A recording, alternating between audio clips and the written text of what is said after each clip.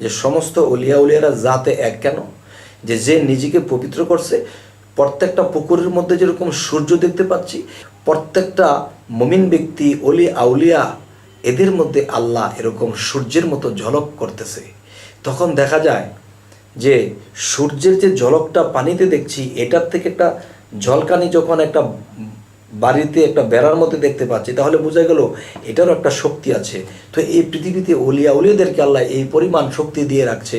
আর এক আল্লাহ সমস্ত অলিয়া উলিয়ার মধ্যে এরকমভাবে পুকুরের মধ্যে যেরকম সূর্যকে দেখতে পাই, তেমনি আল্লাহ প্রত্যেকটা অলিয়া উলিয়াদের মধ্যে আছে।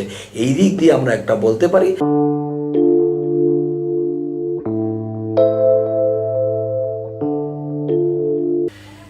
হে জগতবাসী, আজ আমি শামীম আলী চিশতি আপনাদের সামনে একটি আলোচনা নিয়ে আসলাম।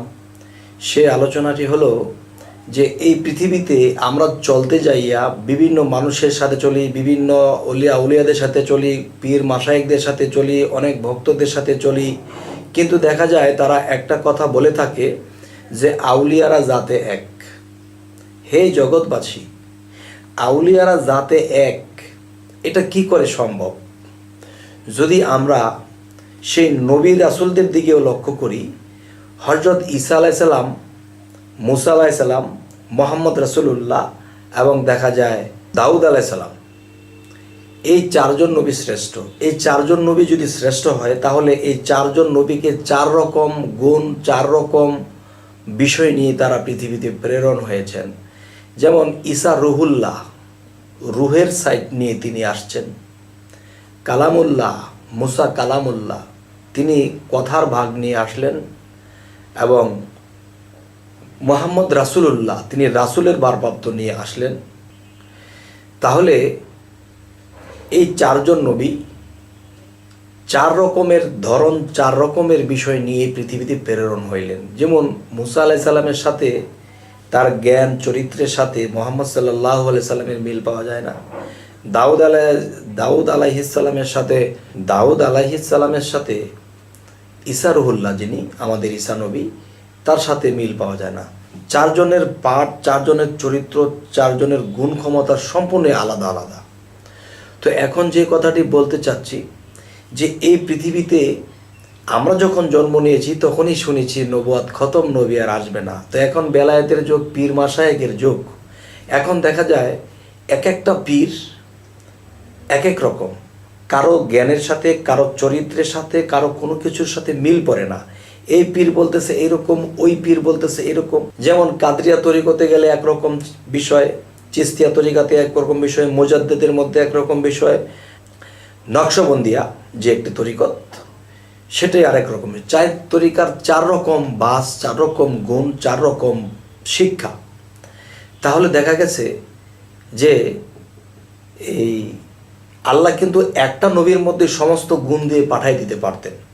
তবে বিভিন্ন নবী রাসূলদেরকে যেমন বিভিন্ন গুণ ক্ষমতা দিয়ে পাঠিয়েছেন, তেমনি এই পৃথিবীতে বেলায়েতের যুগে অলিয়া উলিয়া পীর মাশায়েখ যারা আছে, এক একজনকে এক এক গুণ, এক এক ক্ষমতা, এক এক রকম করে দিয়ে আল্লাহ পাঠিয়েছেন। কিন্তু কেউ কাউকে ছোট করতে পারবে না, কেননা সকলেই তো আল্লাহর প্রেরিত।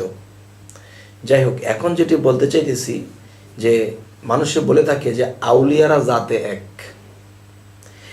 এটা কেউ বুঝলেও বলে, কেউ না বুঝলেও বলে। তবে জাতে এক কি করে? কারোর সাথে তো কারো মিল নেই। তবে জাতে এক একটা দিক পাওয়া যায়। যেমন একটা কথা বলা হয় যে সমস্ত অলিয়া উলিয়াদের মধ্যে আল্লাহ আছে, সমস্ত নবী রাসূলদের মধ্যে আল্লাহ আছে, মুমিন ব্যক্তিদের মধ্যে আল্লাহ আছে, আর অন্য সাধারণ লোকেদের মধ্যে আল্লাহ নেই। আর আল্লাহ নেই এই কথাটা প্রমাণ করে কিসে? এই কথাটা প্রমাণ করে আল্লাহ বলেছেন মুমিন ব্যক্তির কালবে আল্লাহ থাকেন। মুমিন ব্যক্তির কালবে থাকে। তাহলে মুমিন কে? যারা কামেল ওলিয়া আউলিয়া, তারাই তো মুমিন। শুধু আমরা যদি নামাজ, রোজা বা বিভিন্ন ইবাদতের কথা ভাবি যে এগুলো করলেই মুমিন, না বাবা। মুমিন ব্যক্তি কে?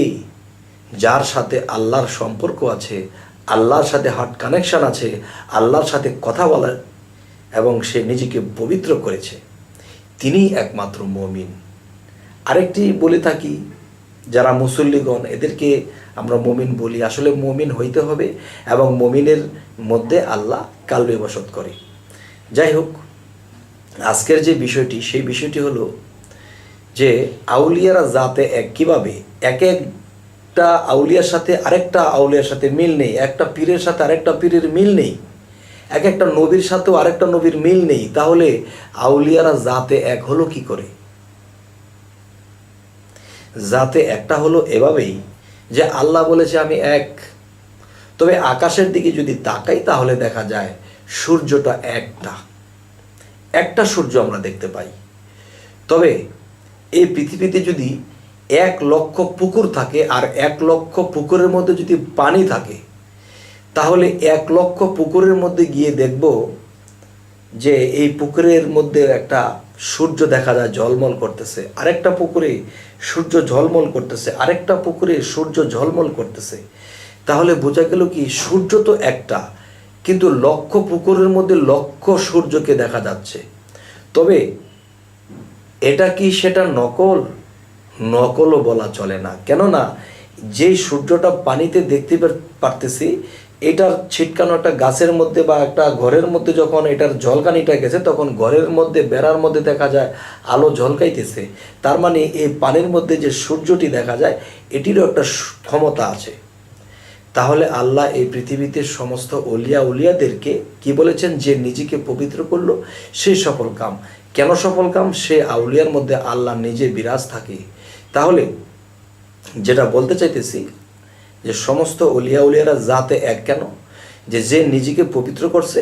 প্রত্যেকটা পুকুরের মধ্যে যেরকম সূর্য দেখতে পাচ্ছি, মুমিন ব্যক্তি আউলিয়া এদের মধ্যে আল্লাহ এরকম সূর্যের মতো ঝলক করতেছে। তখন দেখা যায় যে সূর্যের যে ঝলকটা পানিতে দেখছি, এটার থেকে একটা ঝলকানি যখন একটা বাড়িতে একটা বেড়ার মধ্যে দেখতে পাচ্ছি, তাহলে বোঝা গেল এটারও একটা শক্তি আছে। তো এই পৃথিবীতে উলিয়াদেরকে আল্লাহ এই পরিমাণ শক্তি দিয়ে রাখছে।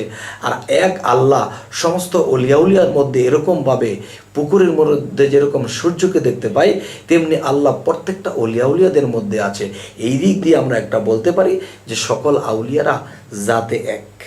হে জগৎবাসী, আমার এই কথাটি যদি কেউ মনে করেন যে ঠিক আছে, তবে আলহামদুলিল্লাহ, যদি কারো মনে বা জ্ঞানে খটকা জাগে তো অবশ্যই আমাকে জানাবেন যে আল্লাহ কি বলেছে, আমি এক, আমি লক্ষ কোটি ঘরে বিরাজমান থাকি।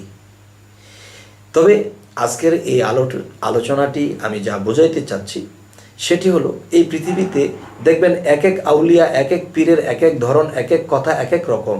তাই বলে কাউকে খারাপ মন্তব্য করা যাবে না, কারণ সবাই এক সাবজেক্ট নিয়ে আসেনি।